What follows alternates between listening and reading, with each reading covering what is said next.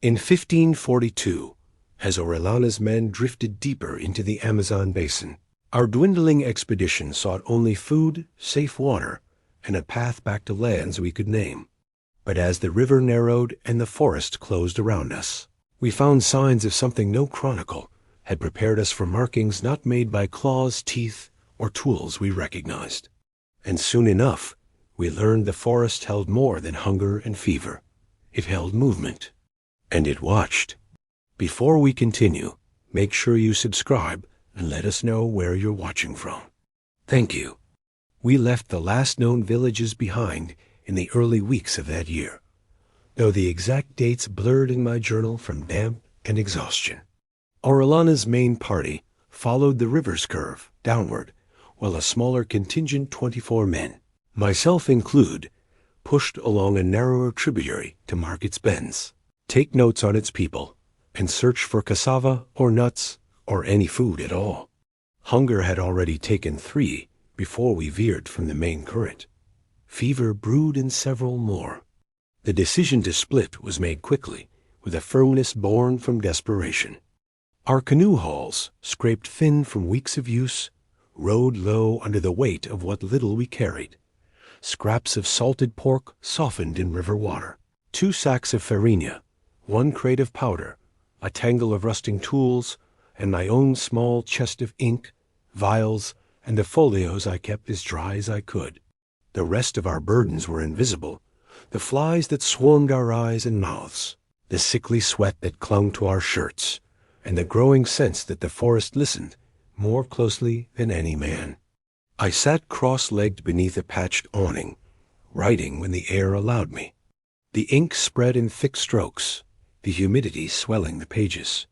Each tap of my quill echoed softly against the wood around me, while the river murmured below as it struck roots and fallen branches. The forest leaned in on both sides of the tributary, as though trying to close the path behind us. Vines sagged across the water, some thick as rope, others thin and trembling. They clung to impossibly tall trunks, slick with moss, their crowns lost in the canopy. Rays of light broke through only in scattered, trembling shafts, and the heat pooled beneath the branches, heavy enough to slow a man's breath. Mosquitoes bit wherever our skin was not smeared with the bitter paste we made from crushed leaves and rancid grease. Even then, half the men looked chewed raw. The river smelled of mud, rot, and vegetation. Sometimes it carried a faint, sweet scent, almost like fruit, though none of us could find its source. By midday of our second week along the tributary, we began seeing unusual marks at the water's edge grooves carved into the mud, parallel and evenly spaced. At first we thought them roots pulled free by the current, or the tracks of a boar that had slipped down the bank. But the spacing felt wrong, too regular, too deep. No one spoke of them. We had too many other concerns to name each uncertainty. Our guide, a quiet man named Ree, kept his eyes on the banks more than on the water before him. His paddle dipped in slow, controlled movements, and he paused often to listen. The forest answered with whispering leaves, the drone of insects, and the sudden, sharp cries of unseen birds. Every time he frowned slightly, the men stiffened. We continued until the river widened just enough to let sunlight bend toward us, and there, on the left bank, lay the first true sign that something was wrong. It was a sloth, one of the great ones, taller than a man when it reared, or what remained of it. The carcass lay sideways across the mud, its fur matted with dark clumps. No flesh had been torn, no bite marks showed. Instead, the entire midsection was collapsed inward, as though a weight had rested upon it, slowly, steadily, until ribs snapped and organs burst. The legs were splayed out, stiff and wrong. Something had crushed it alive. A few men crossed themselves. Another whispered about anacondas, though even those strangled differently, leaving marks of coils. This had no coil marks. Only long, deep indentations pressed into the mud, too symmetrical for a serpent. I sketched the carcass in my folio. Ree watched the tree roots instead, his eyes lingering on the dark hollows between them. We left quickly, though none of us forgot the shape of those marks. That night we camped on a raised patch of ground where the river bent sharply. The soil was soft, but seemed firm enough. We cut palms for shelter, strung hammocks between thick roots, and coaxed a fire to life that smoked more than it burned. We boiled scraps of salted pork and shared them in wooden cups. Hunger remained our fifth companion, silent but constant. As the others settled into uneasy rest, I cleaned my quills and dried the pages by the fire. Past midnight, a sound woke us. Not a branch falling or a bird. A faint scraping like something hard brushing across bark. Slow, measured, repeated. It came from above. Men froze in their hammocks. The fire crackled softly. I held my breath.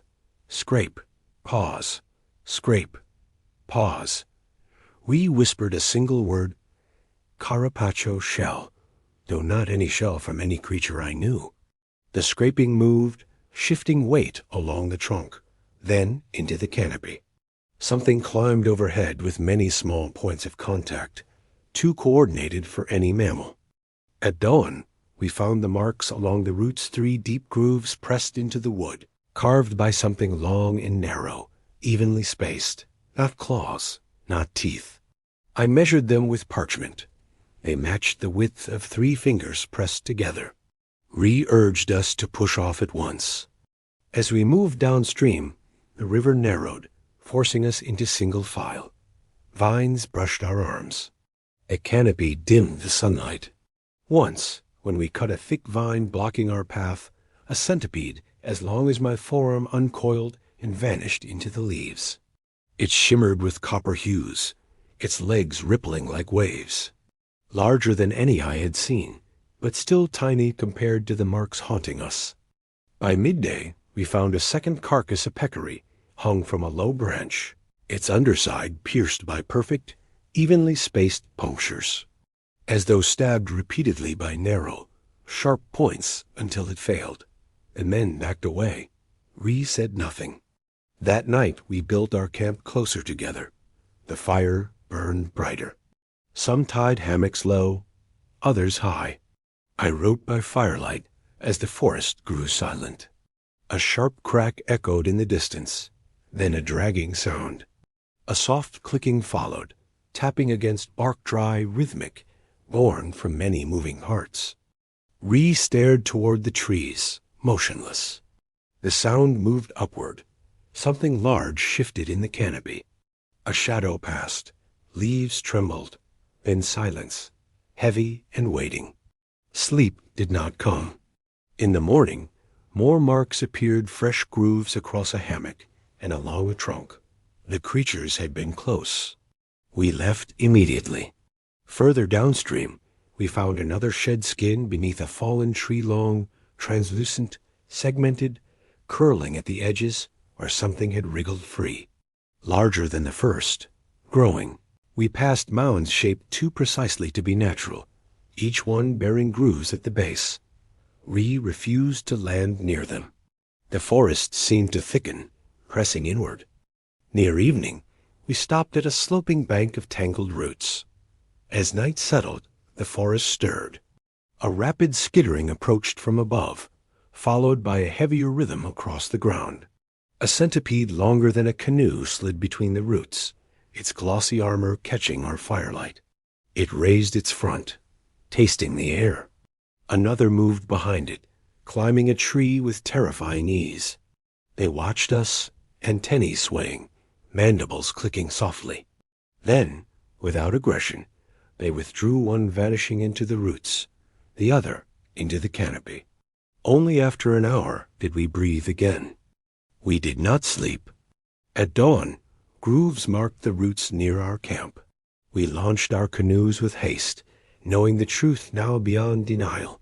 The forest held giants, and they had been watching us from the first day. The moment the creatures retreated back into the forest, our fire seemed pitiful against the vast dark. No one spoke. The men remained gathered close together, each staring into the shadows where the giant centipedes had disappeared. Even the air felt altered, held tight between the roots and hanging vines.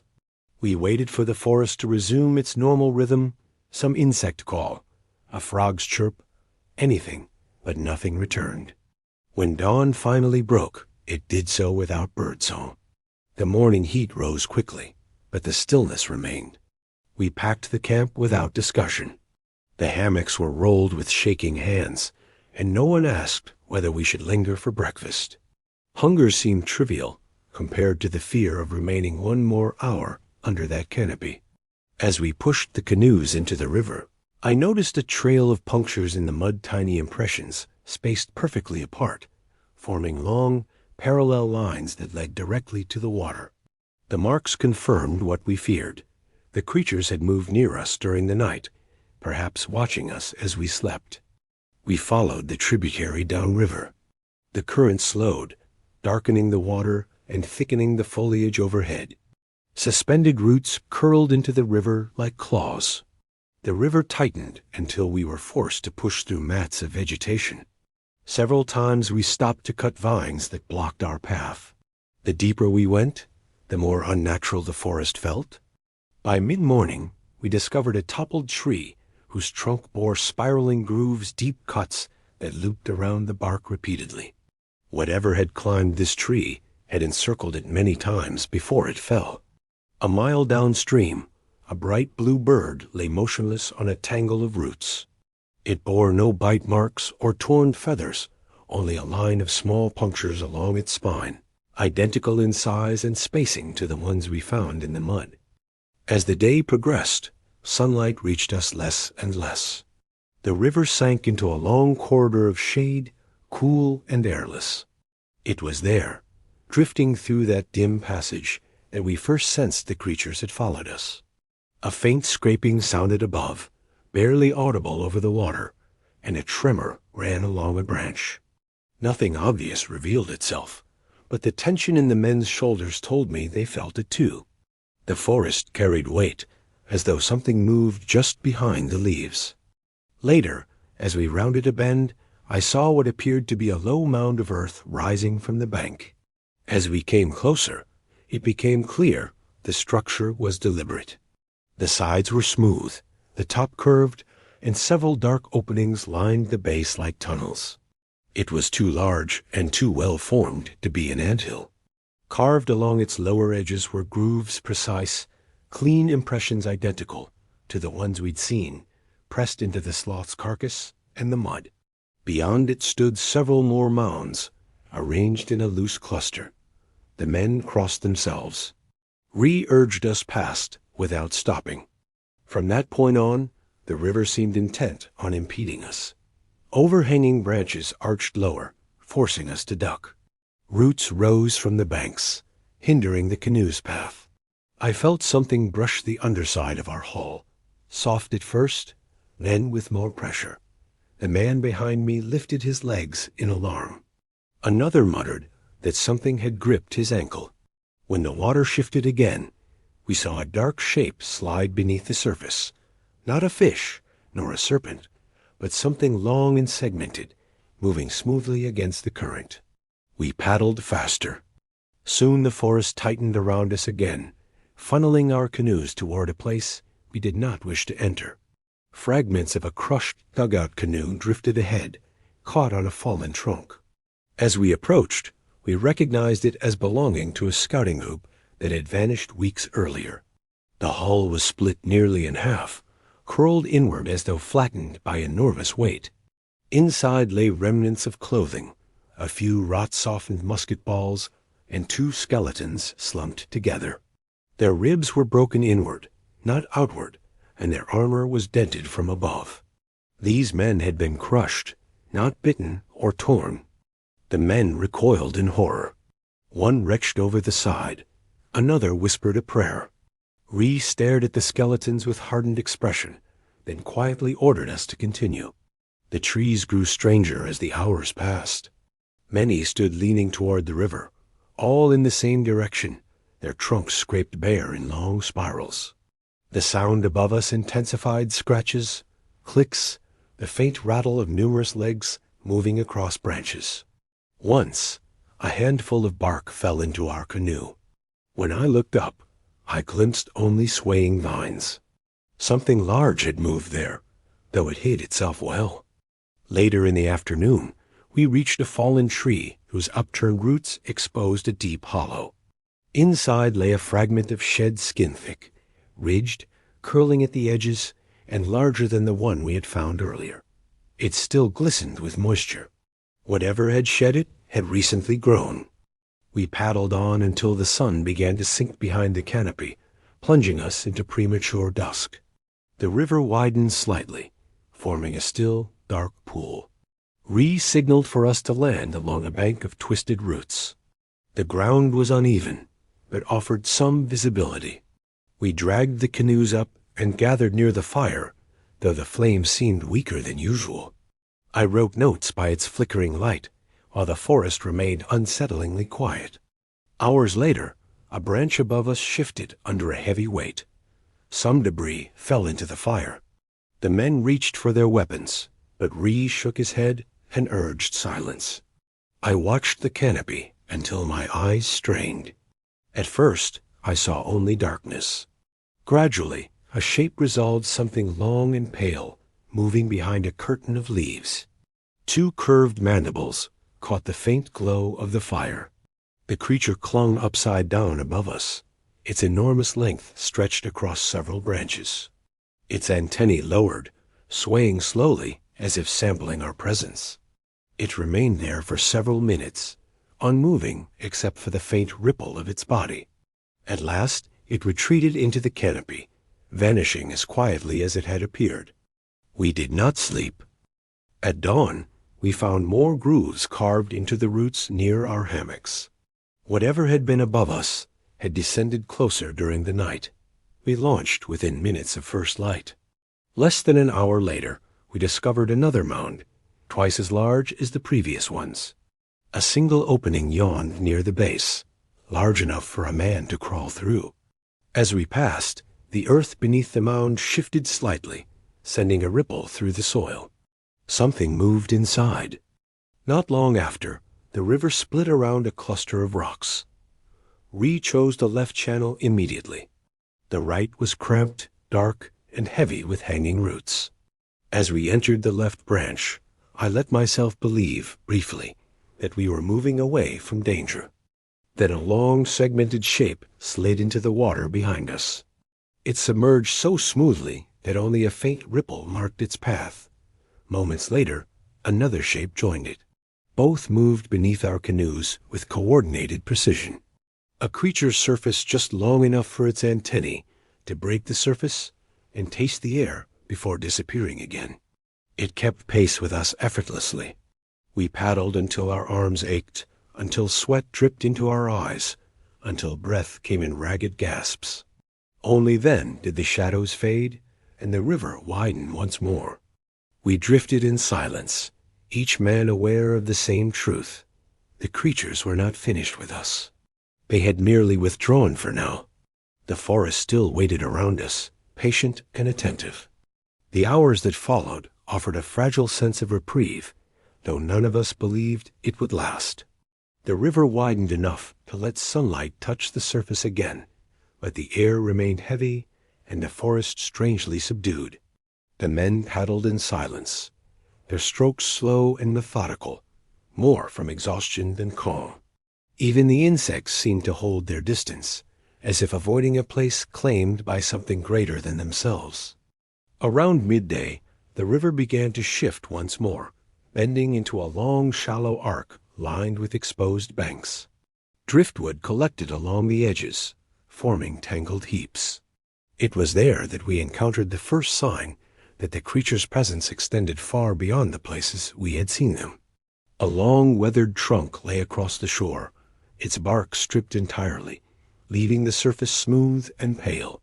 The trunk bore dozens of spiraling grooves identical to those we had witnessed on living trees, but these marks were older, sun-bleached, and cracked. Whatever carved them had done so long before we arrived, yet the pattern had not faded. It was a history etched into wood, a quiet but undeniable claim to territory. Ree studied the trunk without stepping ashore. His eyes moved over the grooves, as if reading a script he alone could interpret. When he returned to the canoe, he said nothing, but his expression had tightened, and he signaled for us to continue. The silence among the men grew heavier. No one wanted to voice the question forming in all our minds. How many of these creatures lived here, and how long had they shaped this forest in ways we did not understand? Not long after, the river shallowed, forcing us to maneuver carefully around clusters of hidden roots. The sunlight caught the water in scattered ripples, and for the first time in days, I felt the faint urge to breathe fully. The canopy opened slightly, and birds called distantly, only 2 or 3, but enough to break the oppressive quiet. The men straightened subtly, as if the forest's indifference offered some small comfort. Even hunger returned in faint murmurs. By late afternoon, we reached a junction where 2 tributaries converged. One flowed clear and narrow, its waters moving briskly over smooth stones. The other was broader and darker, the current slower, the surface broken by patches of floating vegetation. A cluster of broad leaves gathered near the bend, and beneath them drifted several rounded shapes that looked like smooth stones or shells. Only when one shifted slightly did we recognize them as eggs large, leathery, mottled with pale streaks. They moved with the current, but their buoyancy betrayed that they had not been broken or emptied. A murmur of unease spread through the canoes. The eggs drifted in and out of the shade, each slow rotation revealing more. Some bore faint scratches, shallow but deliberate. Others were dented inward, as though prodded by something testing their readiness. None of us touched them. None of us wanted to consider the creature that might have laid them. We took the clear tributary. Ree made the decision swiftly, pointing with his paddle to the right-hand channel. The men obeyed without question, eager for water that did not carry remnants of the creatures. The current quickened beneath us, and for a time the forest seemed familiar again, still dangerous, still vast, but in a way our minds understood. Roots and stones, fallen trunks, flocks of small green birds moving in a coordinated blur across the canopy. These hazards we recognized. These we could fear without losing sense of ourselves. Yet even as the river carried us onward, something lingered behind us. I felt it not as a presence, but as an expectation, a tension in the water that had not fully disappeared. The creatures had withdrawn, but their territory stretched farther than we guessed. We were still within their reach. Near sundown, we made camp on a narrow bar of firm earth rising above the waterline. The roots formed a natural shelter, and the men set to work with newfound energy, eager for rest that might offer dreamless sleep. We built a fire within a ring of stones, boiled river water, and softened what little faring air remained. The warmth of the fire coaxed conversation from the men, quiet but steady, as though speaking aloud might anchor them to something familiar. Ree listened without interrupting, sharpening a knife against a stone, his eyes drifting to the treetops whenever a branch shifted. His wariness was a constant, steady presence. As night deepened, the forest's noises returned, crickets, frogs, distant bird calls, and the fire crackled with comforting rhythm. The men relaxed enough to slump into their hammocks, though none removed their boots or weapons. I wrote by firelight until my hands stiffened and my ink dried in the humid air. The events of the previous days pressed heavily on my thoughts, yet exhaustion dulled my fear. I closed my folio and settled into my hammock, hoping for a few hours of rest. But rest did not come easily. Sometime after midnight, a faint ripple spread across the water near the shore. The sound was so quiet that at first I mistook it for a fish or drifting branch. Then another ripple followed, larger, and the men stirred uneasily in their hammocks.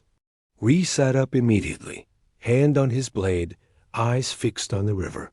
The fire had burned low, casting only a dim amber glow. Shadows flickered along the bank, stretching and shrinking with the movements of the flames. A branch snapped softly in the undergrowth.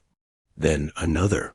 Something moved through the foliage, not rushing or stalking, but advancing with deliberate confidence. The men tensed. Several reached for their arquebuses, though Ree raised a hand to signal restraint. The sound grew clearer, a coordinated rhythmic tapping of many legs against bark. Slow at first, then accelerating slightly as the movement approached. Leaves rustled overhead, swaying as though brushed by something heavy. I scanned the canopy, heart pounding, but the darkness obscured everything beyond a vague outline of branches. Then I saw it, a glimmer of segmented carapace at the edge of the firelight. It emerged from behind a massive root, moving with smooth, deceptive grace. The creature's body undulated in ripples as countless legs found purchase on the moss and soil. Its antennae swept forward, sampling the air, and its mandibles clicked softly. A second creature followed, slightly smaller but equally formidable, its movements synchronized with the first. Both halted at the edge of the firelight, as if wary of its warmth. Their bodies stretched farther back into the darkness, their lengths impossible to measure. They held themselves in place, neither advancing nor retreating, their antennae swaying in slow, deliberate arcs. The men froze in their hammocks, barely breathing. Ree whispered for us not to move. His voice was steady, but carried the weight of someone who understood the danger of provoking an animal that did not recognize humans as either prey or threat. The creatures remained motionless for several moments, observing us with alien patience. Their stillness became its own form of pressure, as though the air thickened around us. Then, without warning or sound, both creatures withdrew. They slipped back into the undergrowth with surprising speed, their bodies disappearing into the tangle of roots and leaves. The forest fell silent again. We remained awake until dawn, fearing their return. When morning came, the evidence of their visit lay plainly before us. The soil near the water's edge bore long, precise grooves where dozens of legs had pressed into the earth. One hammock had been grazed by something sharp, leaving a fine tear across the fabric. Whatever restraint the creatures had shown, it had been narrow. Ree urged us to leave quickly, and the men needed no convincing. As we paddled away from the camp, the forest felt different, not merely hostile, but aware. The tributary narrowed again, and the canopy shifted overhead, casting long patterns across the water. A mile downstream, we encountered another structure rising from the bank, a mound shaped like the others, but far larger, its surface smoother, its openings wider. The earth around it vibrated faintly, like a drum resonating beneath the soil. Something moved within. We passed without slowing. Hours later, we reached a place where the river widened into a slow-moving lake. Floating vegetation drifted in clusters, and long shadows stretched beneath the surface. As we entered the open water, the current disappeared entirely. The canoes glided forward only through our effort. Ree signaled for silence, and the men obeyed without question. Deep below, a long shape moved slow, deliberate, unmistakable. A second followed. Their paths curved beneath us with eerie coordination. The creatures had not abandoned pursuit. They were guiding us, herding us, moving with purpose we did not understand. Only when we reached the far shore did the shadows retreat into deeper water. We paddled with renewed urgency, the fear of being driven somewhere unknown pressing us onward. The river narrowed again, taking us into another corridor of trees, but this time the forest felt different, dense, more open, the air lighter. Birds called more frequently, and the water flowed with greater clarity. The men loosened their grips on their paddles slightly. Perhaps we had finally moved beyond the creature's reach. But the Amazon offered no such mercy. Just as the forest lightened and the canopy parted, a faint scratching sounded behind us. Then another. The men turned, horror tightening their faces. Along the trunk of a fallen tree, a newly shed skin draped over the bark longer than any we had seen, still glistening, the ridges sharp and intact. It had been left there recently, perhaps only hours before. The creature that shed it was growing, and it was close. Before we could react, a soft wave rippled across the surface of the water. The nearest canoe tilted slightly. Something large moved beneath it. Ree shouted for the men to row, and the paddles struck the water in frantic unison. The river responded with sudden turbulence, as though stirred from below. A long, dark shape rose halfway to the surface, its carapace glinting, then submerged before anyone could raise a weapon. Another shape followed, then a third. The creatures were no longer curious. They were closing in. We paddled desperately, the current offering no aid. The shadows beneath us moved with growing confidence. Then one surfaced briefly behind the canoe, its mandibles glimmering, its antennae extended wide. It submerged again with barely a ripple. We were not escaping. We were being circled. Ree shouted for the men to reach the far bank. It was our only hope. But the water stirred violently again, and the canoe behind us lurched as something struck its hull from below. The giant centipedes had begun their attack. The first strike came with startling force. The canoe behind us jolted upward, as if lifted by a submerged log, but then twisted sharply, sending 2 men scrambling to grip the gunwales. Their shouts echoed through the narrow channel. The water around them churned with a dark, swirling motion, and for a brief moment I glimpsed a segmented back rising beneath the surface. Broad, ridged, dripping, each plate edged like polished stone, before it vanished again into the depths. Ree shouted for everyone to paddle toward the bank. The men responded with a panic-driven intensity, blades slapping the water, churning the river into froth. But the creatures moved faster than our desperation. A second impact struck the forward canoe, this time glancing along its side, leaving a deep gouge in the wood. The hull shuddered violently. One of the soldiers dropped his paddle, reaching instead for the arquebus slung behind him. But before he could bring it to bear, the water surged upward again and knocked him sprawling into the bottom of the boat. The centipedes were not simply attacking. They were testing, probing, pushing us into tighter formation. Their movements were coordinated, almost strategic. Each impact came from a different angle, preventing us from gaining any rhythm or direction. The forest pressed close on both sides, its branches arching over the water, throwing shifting shadows across our path. We had no room to maneuver, no shoreline stable enough to land upon. We were trapped between current, canopy, and the creatures that controlled them both. A dark shape surfaced briefly between the 2 canoes. Its antennae broke the water first, rising like thin reeds, quivering delicately before the immense head followed. The creature's mandibles parted slightly, revealing rows of curved inner hooks. Water streamed from its carapace in sheets. It regarded us with an unblinking, segmented calm, as though evaluating our formation. Then, without any rush or sign of strain, it slid beneath the surface again, its immense body undulating with silent power. A soldier near the bow of the second canoe let out a shaky cry and fired his arquebus into the water. The explosion shattered the tight quiet around us.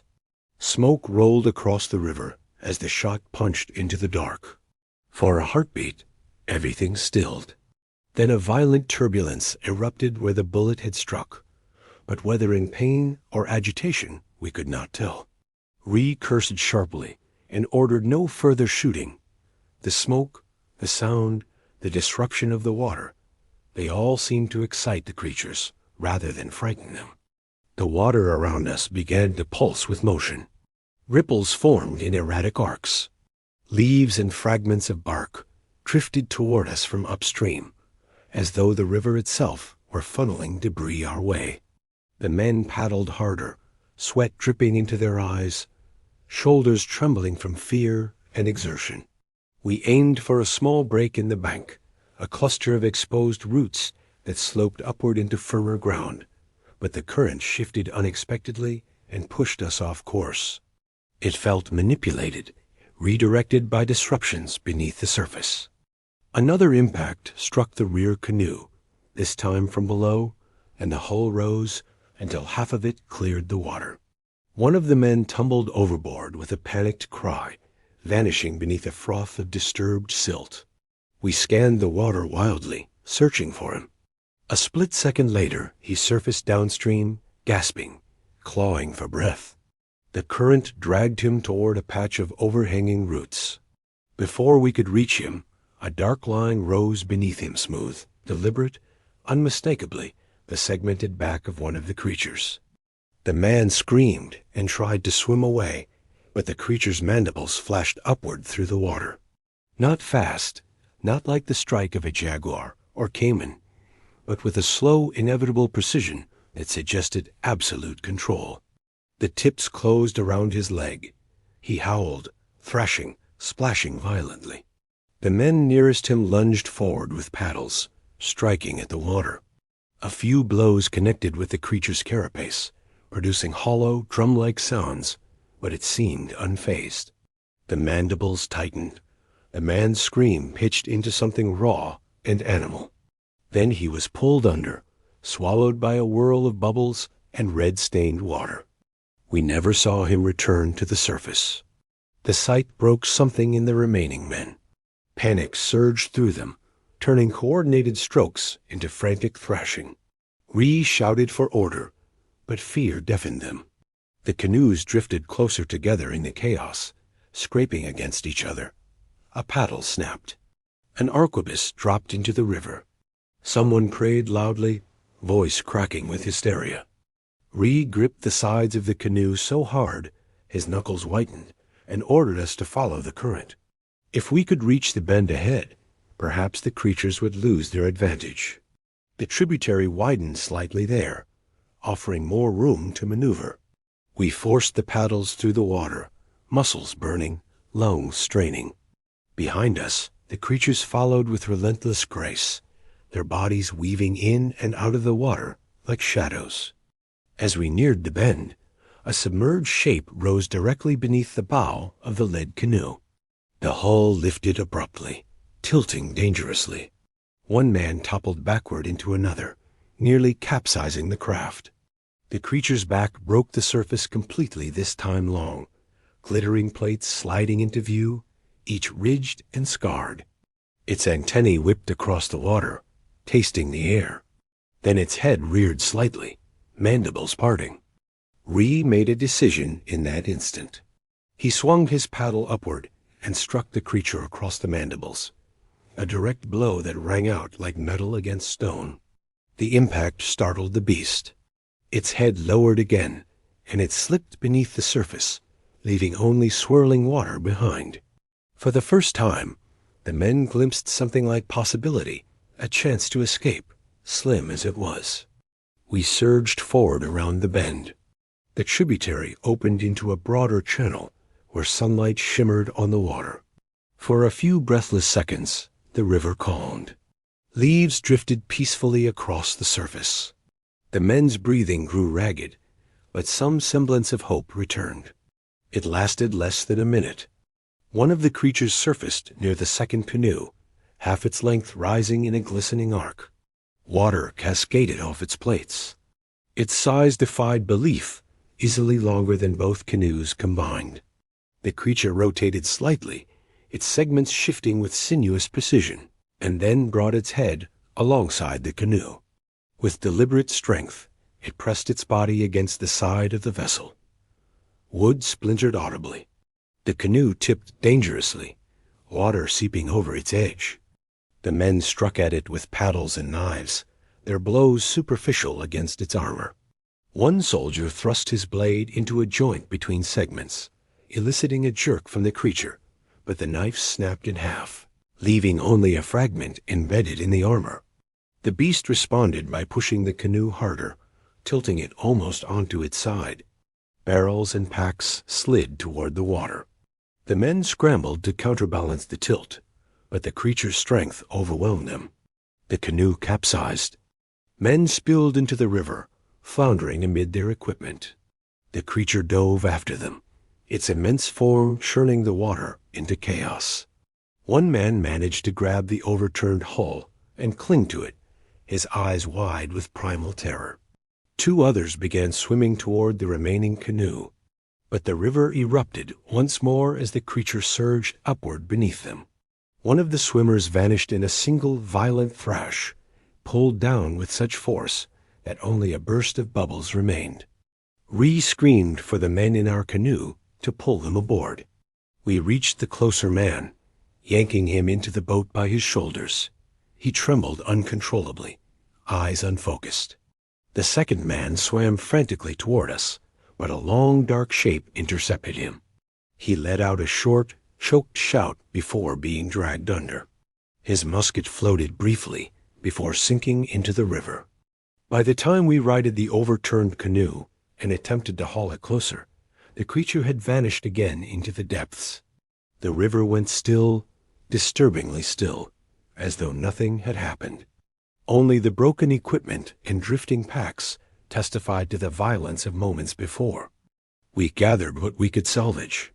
The remaining men sat rigidly, eyes fixed on the water.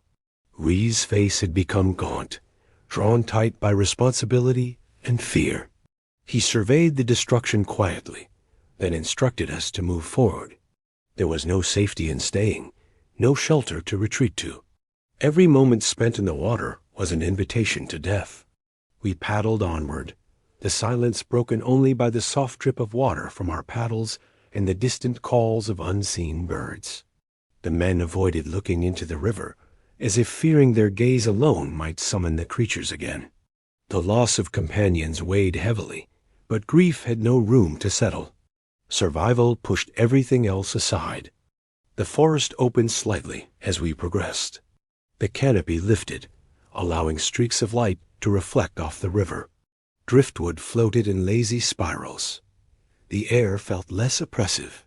Some part of me dared hope that perhaps the creatures had defended only a specific territory, and that we had finally crossed its boundary. But the Amazon does not surrender its danger so easily. As we approached a long stretch of calmer water, the river deepened. Shadows grew beneath the surface. The men's posture tightened once more. Ree lifted his paddle and held it poised above the water, scanning the depths with narrowed eyes. A ripple appeared ahead, soft, gentle, too deliberate to be wind or current. Then another. The creatures had not abandoned us. They had simply followed from deeper water, biding their time. And the river was about to narrow again. The river narrowed once more into a long corridor of stone and root, its banks rising sharply on both sides. The sunlight that had briefly reached us vanished beneath the suffocating canopy. The water darkened, shifting from murky green to a blackness that revealed nothing beneath. The men sensed immediately that we were entering another confined passage, one that worked to the creature's advantage as surely as the previous bend. Ree recognized it too. His posture straightened, his jaw tightened, and the paddle in his hand moved with cautious, deliberate strokes. The ripples ahead grew larger, spreading in concentric rings.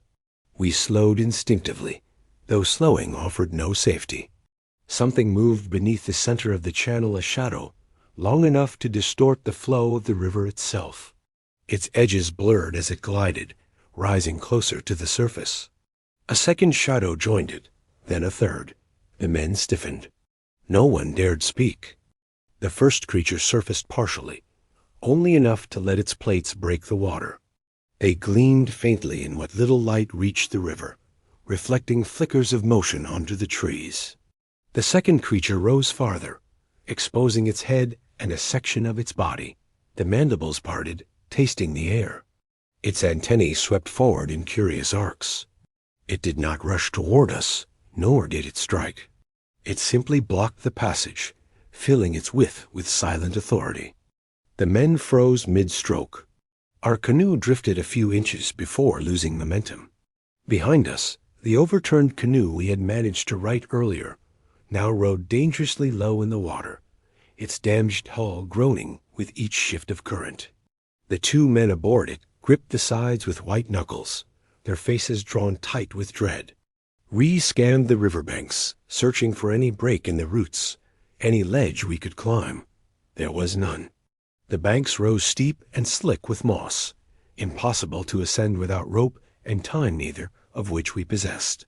He cursed softly under his breath, and turned to the men and instructed them to follow his lead. Whatever he had decided, he had not shared aloud, but the men obeyed without question. Fear made them loyal. The current slowed to a dead drift as the creatures closed in. Their bodies undulated slowly, confidently, brushing against submerged roots and stones with a faint scraping sound. They moved as though directing the river itself. We could feel their mass beneath us immense, cold, and impossibly controlled. Then the creature blocking our path dipped its head slightly, lowering its mandibles toward the water. The gesture was subtle, deliberate, and for reasons none of us understood, it terrified us more than any open attack had. It was assessing us, measuring distance, weight, perhaps even intention. The prolonged silence pressed down on us like a physical weight.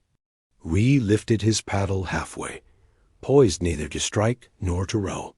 His eyes met mine for a brief moment, and in that glance I saw the acceptance of a truth he had avoided for days. We could not outpace the creatures. We could only outmaneuver them, and the river offered no such opportunity.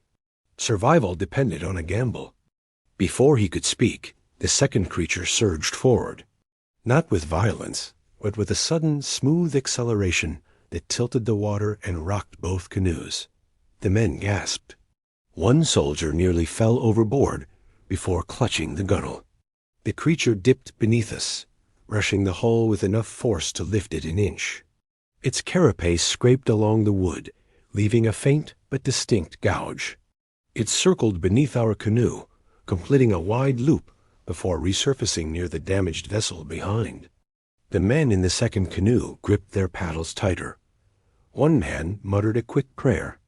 The creature's antennae reached toward them, tapping the air gently as though testing their response. Then, in a movement of startling grace, it dipped beneath their canoe and lifted it further, raising it from below with terrifying ease. The canoe teetered above the surface, balanced on the creature's armored plates. The men aboard screamed and scrambled to maintain balance, but the precarious tilt made movement impossible. Ree shouted for them to hold still, but panic overtook reason. One man lunged toward the center of the canoe. The shift in weight toppled it instantly. Both men tumbled into the river, arms flailing, faces distorted with primal fear. The creature released the canoe and dove after them. The water erupted in a violent whirl of foam and thrashing bodies. One man disappeared instantly, dragged under by a flash of mandibles. The second man surfaced briefly, gasping for breath, reaching toward us with outstretched hands. His expression froze somewhere between terror and pleading. Before we could reach him, the water split behind him as another creature rose, its body undulating in a powerful arc. It did not bite him. It simply coiled beneath him, forcing him downward with the weight of its armored segments. His scream cut off abruptly as he vanished beneath the turbulence. Only bubbles remained. The overturned canoe drifted downstream, now empty. Ree inhaled sharply, the sound brittle. The remaining men stared ahead in wide-eyed silence, their faces drained of all color. Fear no longer sharpened their senses, it hollowed them. The main creature still blocked our path, unmoving, its antennae sampling the shifting air. Ree finally spoke, his voice tight but forced steady. "Row slowly," he ordered. "Not toward it, along the right side. Let it choose its path." It was not a strategy born of confidence, but of resignation. He understood that resistance invited destruction, and perhaps appeasement flight, without challenge, might allow us to slip past. We obeyed. The canoes glided forward at a snail's pace, hugging the rightmost edge of the channel. The creature's antennae flicked toward us, then lowered slightly. Its mandibles clicked once, softly. It remained still. The water churned behind us as the second and third creatures repositioned themselves, circling in lazy arcs, no longer attacking but escorting, herding us toward some unseen boundary. It was impossible not to wonder whether we had trespassed into a territory they protected, or whether we were simply curiosities to be studied, driven out, or culled as needed. The forest had shaped their behavior. The river had given them dominance. We were outsiders, fragile and strange. As we drifted past the main creature, its head turned slightly, following our movement. The scale of it was overwhelming. The plates along its back were each the size of a man's shield. Scars crossed several segments, pale and jagged, evidence of battles we could not fathom. Its antennae nearly brushed the canoe's bow as we passed. The men held their breath. The creature did not strike. It watched. When we finally cleared its shadow, Ree whispered for us to row gently. The river widened after a few tense minutes, and the oppressive weight of the forest lessened. The sunlight returned. The sounds of insects resumed. And slowly, as though giving permission, the creatures receded beneath the water and did not follow. Their shadows dissolved into the deeper channel. The ripples flattened. The river released us. For several minutes, none of us dared speak. Then one of the men began to weep softly, not from pain, but from the strain of having survived what no man should witness. The others followed with silent tears or murmured prayers. Even Ree's shoulders sagged as he exhaled a long breath he had been holding since the first sighting of their mandibles. As the river carried us farther from their territory, hunger returned, then conversation, though quiet and disjointed. We gathered driftwood and repaired our remaining canoe as best we could. The forest seemed ordinary, again dangerous, vast, but no longer haunted by forces beyond understanding. It was only days later, when we reached a broader stretch of river that led toward more familiar terrain, that I dared open my folio and record what we had seen. I described their bodies, their movements, their territories. I detailed the mounds, the markings, the shed skins, the attacks, and the strange restraint they exercised at times. I wrote because memory alone felt fragile, too easily worn away by exhaustion and disbelief. I have no certainty that anyone will accept this account. Perhaps scholars will dismiss it as fever-born delusion, or sailors' tales stretched beyond truth. Perhaps the forest will claim the rest of our party before our stories reach any audience at all. But I know what I saw. I know how the river trembled beneath their movements, how the bark of trees bore their signatures, how the dead were crushed without malice, simply because they were in the path of something older and more powerful than men. When at last we rejoined Orellana's depleted expedition, our numbers had waned, our supplies nearly exhausted, and the hollowed look in our eyes spoke louder than words.